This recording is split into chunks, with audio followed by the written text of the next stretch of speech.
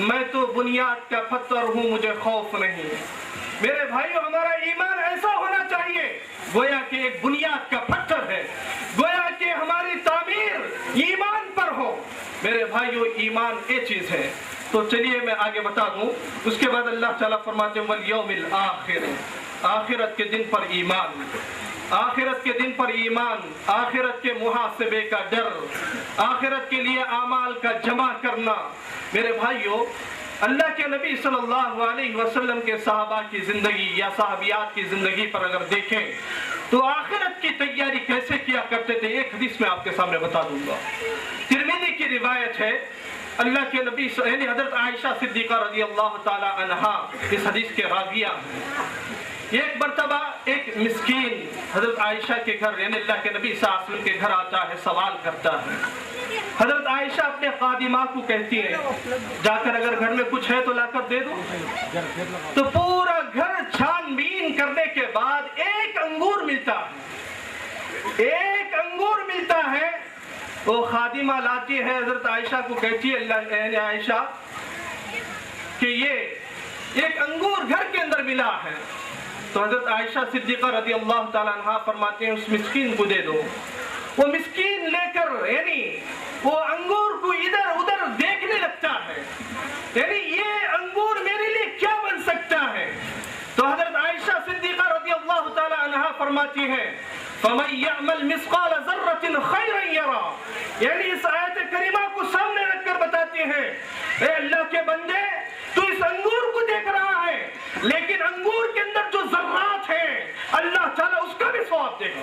فَمَن يَعْمَلْ مِثْقَالَ ذَرَّةٍ خَيْرًا يَرَى، یعنی آخرت کی فکر کرنے والے لوگ ایسے ہوا کرتے تھے، اور آخرت کی فکر کرنے والے ہی لوگ اور اللہ تعالیٰ پر ایمان رکھنے والے لوگ ہی عام جانتے ہیں، ایک عالم نہیں جانتا۔ اتنی نماز کے تعلق سے فضیلتیں اس کے احکام ایک یعنی عوام جانتی ہے الحمدللہ، لیکن مسجدوں کی حالت کیا ہے؟ مسجد تو بنا دی شب بھر میں ایمان کی حرارت والوں نے، مسجد تو بنا دی شب بھر میں ایمان کی حرارت والوں نے، من اپنا پرانا پاپی ہے برسوں میں نمازی بن نہ سکا۔ یہ حالت ہماری آج مسجدوں کی ہے، لیکن اللہ کا ڈر رکھنے والے، قیامت کے دن پر ایمان رکھنے والے اور اقام الصلاۃ یعنی نماز کی پابندی کرنے والے ہی مسجدوں کو آباد کریں گے۔ وآت الزکات، اور زکات کو ادائیگی یعنی زکات کی ادائیگی کرنے والے، زکات کو ادا کرنے والے بھی کیا کریں گے؟ مسجدوں کو آباد کریں گے۔ میرے بھائیوں یہ بھی آپ تفصیلی گفتگو نہیں، لیکن آخری جملہ جو ہے 5ویں صفت وَلَمْ يَخْشَ إِلَّا اللَّهُ، کائنات کے اندر اللہ کے علاوہ کسی سے نہیں ڈرنے والے ہوں گے وہ لوگ۔ مسجد کو آباد کرنے والے کائنات کے اندر کسی انسان سے کسی مخلوق سے نہیں ڈرنے والے ہوں گے، اللہ کے علاوہ ان کے دل کے اندر کسی کا ڈر نہیں ہوگا، یہ ایسے لوگ ہوں گے۔ آج ہمارے اندر نافرمانیاں زیادہ ہیں، یعنی اللہ کی نافرمانی کرتے ہیں، اللہ کے نبی کی نافرمانی کرتے ہیں ہمیشہ، اور اللہ کے نبی صلی اللہ علیہ وسلم کے نافرمانیوں میں ہماری زندگیاں بسر ہو رہی ہیں۔ لیکن میرے بھائیو ایک بات بتا دیتا ہوں، اللہ کے نبی صلی اللہ علیہ وسلم اللہ کی بات گویا اللہ کے کلیمے ہیں، قرآن اللہ تعالیٰ کا پورا یعنی اللہ کے باتیں ہیں، جو قرآن کا ایک ایک جملہ ایک ایک حرف اللہ تعالیٰ کے زبان سے ادا ہوا وہ قرآن ہے۔ آج اس کے تعلق سے ہمارے دل میں ڈر نہیں، اور احادیث جو اللہ کے نبی صلی اللہ علیہ وسلم سے یعنی سنتے ہیں، اللہ کے نبی صلی اللہ علیہ وسلم کے احادیث کو سنتے ہیں، اس پر عمل کرنے کے لیے ہمارے پاس یعنی ہمارے دل کے اندر خوف نہیں۔ لیکن ایک بات بتا دیتا ہوں میرے بھائیوں، ایک جانور بھی اللہ کے نبی صلی اللہ علیہ وسلم کے فرمان کی کیسے قدر کرتا، یا اللہ کے نبی صلی اللہ علیہ وسلم کی قدر ان کے دل کے اندر جانوروں کے اندر کیسے ہوتی، اس کے ذریعے آپ اندازہ لگا سکتے ہیں کہ ہمیں اللہ تعالیٰ کے فرمان سے کتنا ڈرنا چاہیے، یعنی اللہ تعالیٰ سے ہمیں کتنا ڈرنا چاہیے۔ ترمذی کی ایک روایت ہے، اللہ کے نبی صلی اللہ علیہ وسلم فرماتے ہیں جب مجھے معراج کرایا گیا، جبرائیل امین علیہ السلام یعنی میرے پاس براق لے کر آئے، ایک سفید جانور تھا جو اللہ کے نبی صلی اللہ علیہ وسلم کو مکہ سے یعنی بیت المقدس اور اس کے بعد آسمانوں پر لے جایا گیا۔ تو اللہ کے نبی صلی اللہ علیہ وسلم فرماتے ہیں وہ براق اللہ کے نبی کے سامنے کھڑا کیا گیا، اللہ کے نبی کے سامنے کھڑا کرنا تھا کہ براق ہلچل مچا دیا, سرکشی کرنے لگا. تو حضرت جبرائیل امین علیہ السلام نے یعنی براق کے کان میں کچھ کہا. کیا کہا؟ اے براق, کس کے سامنے تو سرکشی کر رہا ہے؟ یہ وہ نبی ہے جو امام الانبیاء ہے. کائنات کے اندر تیرے اوپر سواری کرنے والوں میں سب سے بہترین سوار یہی ہے. یہ کہنا تھا کہ براق کے جسم سے پسینے چھوٹنے لگے. اللہ اکبر. آپ اندازہ لگا لیں کہ کیسی وہ یعنی ڈر اور خوف اللہ تبارک و تعالیٰ کا ہونا چاہیے. اس حدیث سے آپ اندازہ لگا سکتے ہیں. میرے بھائیوں, مجھے وقت زیادہ نہیں ہے, یہ چند باتیں تھی جو آپ کے سامنے مناسب سمجھا کہ کہہ سکوں. تو اللہ تعالیٰ سے میں دعا کروں کہ اللہ تبارک و تعالیٰ ہمیں ان تمام باتوں پر عمل کرنے کی توفیق عطا فرمائے. آمین. سبحان ربک رب العزت عما یصفون وسلام علی المرسلین والحمد للہ رب العالمین. جزاک اللہ احسن الجزاء.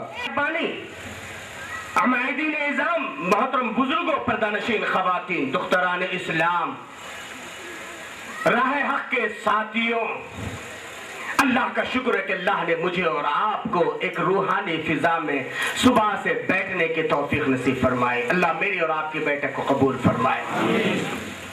بادو لکھو کا انگن درود و سلام ہو رحمت کائنات فخر موجودہ سرور گرامی جناب محمد رسول اللہ صلی اللہ علیہ وسلم کی شخصیت مطہرہ اور مبارکہ پر. اللہم صلی علی محمد وعلی آل محمد کما صلیت علی ابراہیم وعلی آل ابراہیم انکا حمید مجید. اللہم بارک علی محمد وعلی آل محمد کما بارکت علی ابراہیم وعلی آل ابراہیم انکا حمید مجید. اللہ اور اس کے رسول صلی اللہ علیہ وسلم کی مختصر سی تعریف اور توصیف کے بعد, حضرات گرامی, میں جس عنوان کو لے کر کھڑا ہوں بڑا دلچسپ عنوان ہے, جنت کی حقیقت اور اس میں لے جانے والے اعمال.